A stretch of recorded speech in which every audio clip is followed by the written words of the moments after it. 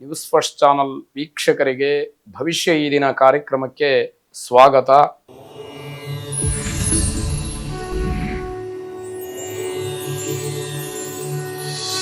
ಮೊದಲು ಮೇಷರಾಶಿ.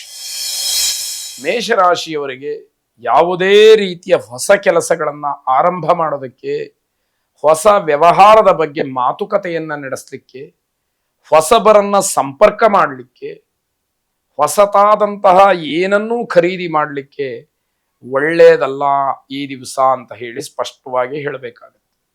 ಇದು ಯಾವುದನ್ನು ಮಾಡಿದರೂ ಕೂಡ ನಿಮಗೆ ಹಿನ್ನಡೆ, ನಷ್ಟ ಅಥವಾ ಅಪಮಾನ ಇದರಲ್ಲಿ ಯಾವುದು ಬೇಕಾದರೂ ಕೂಡ ಆಗಬಹುದು. ಹಾಗಾಗಿ ಈ ದಿವಸ ಆ ಹೊಸ ರೀತಿಯ ಕಾರ್ಯವನ್ನ ನೀವು ಸ್ಥಗಿತ ಮಾಡಬೇಕಾಗತ್ತೆ, ಮುಂದಕ್ಕೆ ಹಾಕಬೇಕಾಗತ್ತೆ ಎನ್ನುವಂಥದ್ದು ಬಹಳ ಮುಖ್ಯ.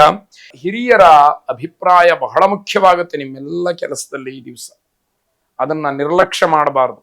ದೊಡ್ಡವರು ಯಾವ ರೀತಿಯಲ್ಲಿ ಸಲಹೆ ಸೂಚನೆಗಳನ್ನ ಮಾರ್ಗದರ್ಶನವನ್ನ ಮಾಡ್ತಾರೋ, ಅವರ ಅಭಿಪ್ರಾಯವನ್ನು ಹೇಗೆ ಮಾಡ್ತಾರೋ ಆ ರೀತಿಯಲ್ಲಿ ನೀವು ನಡ್ಕೊಳ್ತಕ್ಕಂಥದ್ದು ಬಹಳ ಬಹಳ ಮುಖ್ಯ ಅಂತ ಹೇಳಿ ಅನ್ಸುತ್ತೆ. ಕುಟುಂಬದ ಸಂತೋಷವನ್ನ ಹಾಗೆ ಕಾಪಾಡಿಕೊಳ್ಳಿ. ಕುಟುಂಬದಲ್ಲಿ ಎಲ್ಲರೂ ಕೂಡ ಬಹಳ ಸಂತೋಷದಿಂದ ಏನೋ ಒಂದು ರೀತಿಯ ಖುಷಿಯಲ್ಲಿ ಇರತಕ್ಕಂತಹ ದಿವಸವಾಗಿದೆ. ಅದರಲ್ಲಿ ಯಾವುದೇ ರೀತಿಯ ಭಂಗಕ್ಕೆ ಅವಕಾಶಗಳು ಬೇಡ ಅಂತ ಹೇಳಿ ಅರ್ಥ. ಜನರ ಹೊಗಳಿಕೆ ಇದೆ.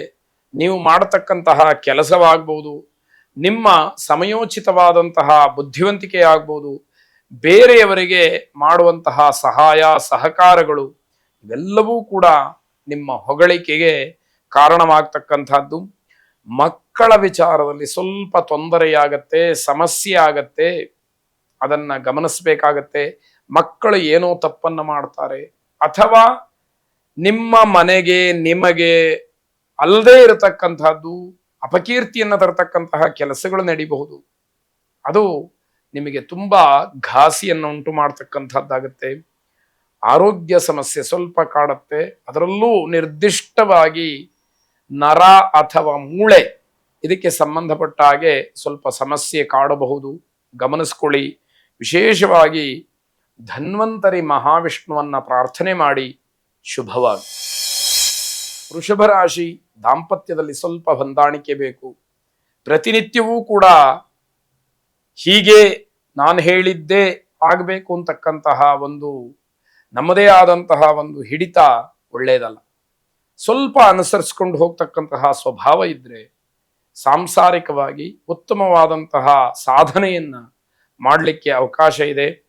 ಅನೇಕ ಯೋಚನೆಗಳು ಮನಸ್ಸಿನಲ್ಲಿದೆ, ಯೋಜನೆಗಳೂ ಇದೆ.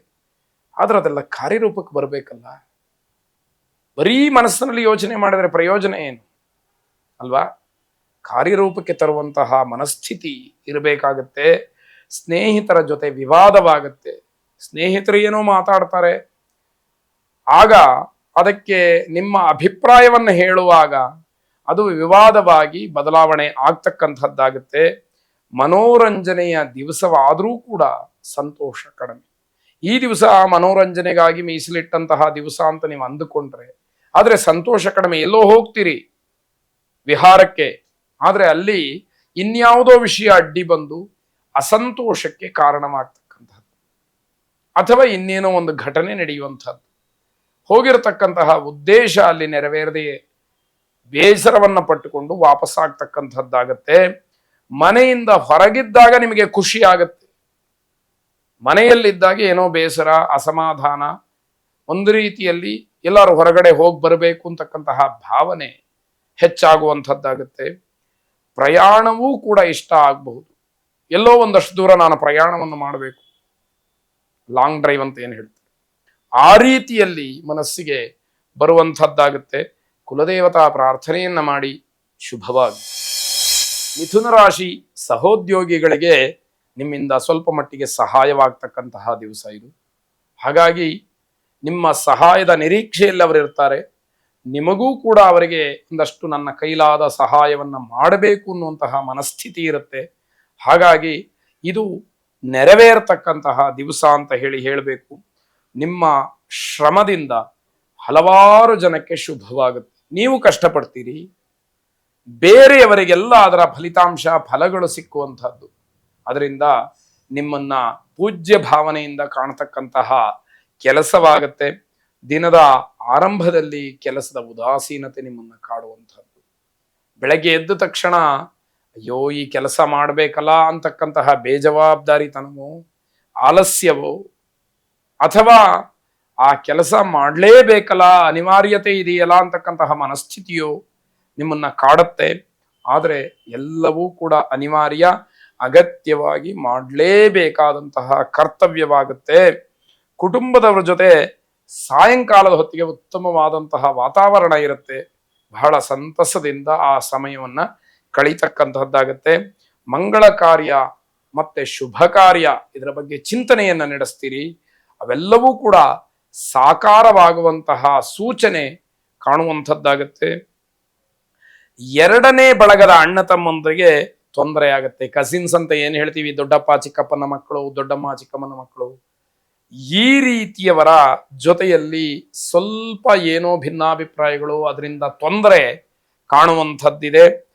ದುರ್ಗಾರಾಧನೆಯನ್ನ ಮಾಡಿ ದುರ್ಗಾ ಪರಮೇಶ್ವರಿಯನ್ನ ಮನಸಾರೆ ನೀವು ದುರ್ಗಾ ಕವಚವೋ ದುರ್ಗಾ ಅಷ್ಟೋತ್ರವೋ ಹೇಳುವುದರ ಮುಖಾಂತರ ಪ್ರಾರ್ಥನೆ ಮಾಡಿದರೆ ಆ ಜಗನ್ಮಾತೆಯ ಅನುಗ್ರಹ ನಿಮಗೆ ಸಿಕ್ಕಬಹುದು. ಶುಭವಾಗಿ. ಕರ್ಕಾಟಕ ರಾಶಿ ನವವಿವಾಹಿತರಿಗೆ ಶುಭ. ಹೊಸತಾಗಿ ವಿವಾಹವಾದವರಿಗೆ ಶುಭದ ಸಮಯ. ನಿಮ್ಮೆಲ್ಲ ಆಲೋಚನೆಗಳು ನಿರ್ಧಾರಗಳನ್ನ ಮಾಡಲಿಕ್ಕೆ ಸೂಕ್ತವಾದಂತಹ ಸಮಯವಿದು, ಸೂಕ್ತವಾದಂತಹ ದಿನವಿದು ಅಂತ ಹೇಳಿದರೆ ತಪ್ಪಲ್ಲ. ಮಾತಿನಿಂದ ಜನಾಕರ್ಷಣೆಯನ್ನು ಮಾಡ್ತೀರಿ. ನೀವು ಆಡ್ತಕ್ಕಂತಹ ಹಾಸ್ಯಪೂರಿತವಾದಂತಹ ಮಾತು ಬೇರೆಯವರನ್ನ ನಿಮ್ಮತ್ತ ಸೆಳೆಯುವಂತಹ ಕೆಲಸವಾಗುತ್ತೆ. ಜನರು ತಮಗೆ ಗೊತ್ತಿಲ್ಲದೆ ನಿಮ್ಮ ಕಡೆ ವಾಲತಕ್ಕಂತಹ ಪ್ರಯತ್ನಗಳು ನಡೆಯುವಂಥದ್ದಾಗತ್ತೆ. ನೌಕರಿ ಅಥವಾ ವೃತ್ತಿ ಇದರಲ್ಲಿ ನಿಮಗೆ ಗೌರವ ಇರುವಂಥದ್ದು. ಹಾಗಾಗಿ ನಿಮ್ಮ ಪ್ರಾಮಾಣಿಕವಾದಂತಹ ಕೆಲಸ ಜನಮೆಚ್ಚುಗೆಯನ್ನು ಪಡ್ಕೊಂಡಿದೆ ಎಂಬುದಾಗಿ ತಿಳಿಬೇಕಾದಂಥದ್ದು. ವ್ಯಾಪಾರದಲ್ಲಿ ಹಲವಾರು ಸವಾಲುಗಳನ್ನು ಎದುರಿಸಬೇಕಾಗತ್ತೆ. ಆದರೆ ಅನುಭವಿಗಳಾದಂತಹ ನಿಮಗೆ ಅದರಲ್ಲಿ ಜಯಪ್ರಾಪ್ತಿಯಾಗುವಂತಹದ್ದು ಬಹಳ ವಿಶೇಷವಾಗಿರುತ್ತೆ. ವಿದೇಶದ ವಿಚಾರ ನಿಮಗೆ ಶುಭವಾಗುತ್ತೆ. ವಿದೇಶಕ್ಕೆ ಪ್ರಯಾಣವನ್ನು, ಪ್ರವಾಸವನ್ನು ಅಥವಾ ಮಕ್ಕಳನ್ನ ವಿದೇಶದಲ್ಲಿ ಕೆಲಸಕ್ಕೋ ಅಥವಾ ಹೆಚ್ಚಿನ ವಿದ್ಯಾಭ್ಯಾಸಕ್ಕೋ ಕಳಿಸಬೇಕು ಅನ್ನುವ ಆಲೋಚನೆ ಇದ್ರೆ ಆ ಎಲ್ಲ ಕಾರ್ಯಗಳಿಗೆ ಶುಭ ಸೂಚನೆ ಅಂತಕ್ಕಂಥದ್ದು ಈ ದಿವಸ ಆಗತ್ತೆ. ಜವಾಬ್ದಾರಿಗಳ ಪೂರೈಕೆ ಜೊತೆಗೆ ಸಮಾಧಾನ. ನಿಮ್ಮ ಕರ್ತವ್ಯವನ್ನು ನೀವು ಇವತ್ತು ಪೂರೈಸಿದಿರಿ ಅಂತಕ್ಕಂತಹ ಒಂದು ಮನೋಭಾವ, ತೃಪ್ತ ಭಾವ ನಿಮಗೆ ಸಿಕ್ಕುವಂತಹದ್ದು.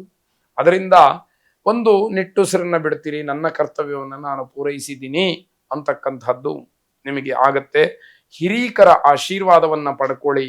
ಶುಭವಾಗಿ.